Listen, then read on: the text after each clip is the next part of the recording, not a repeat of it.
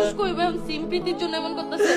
আল্লাহর শেষ কসম করেন, আমি আল্লাহর কসম করি গো, আমি এই বয়সে যে পরিমাণ কষ্ট করছি, আমার মতো বয়সে 100টা বলার এত কষ্ট করে না।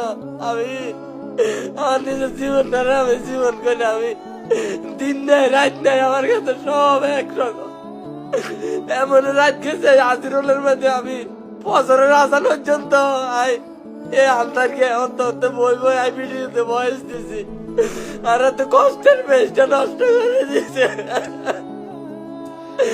এতদিন আমি আপনাদের কাছে কই না, এতদিন আমি আপনাদের কাছে কই না, বহুত চেষ্টা করছি, আর বেশটা বেকার কেমনে পানি নিতাম কন সে মানুষটি, আর নিজের পকেটের টিকা খরচ করে লগে লগে ঘুরাইছি, লাখ লাখ টিকা খরচ করছি। এই মানুষটি 3জন 4জন এক লগে ওই আর এই গতিটি করতে আছে।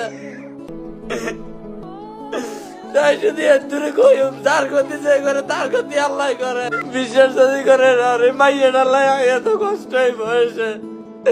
আর নেপাল যাওয়ার পরে আর পেজটা ডিসেবল করে দিছিল, বাংলাদেশ আই প্রায় 2 লাখ টাকা দিয়ে আয়ার পেজটা ঠিক করছি, ঠিক করাটার হরে দিয়ে যায় টানা 7 মাস হাই ফেসবুকে তো একটা টিয়া হাই না।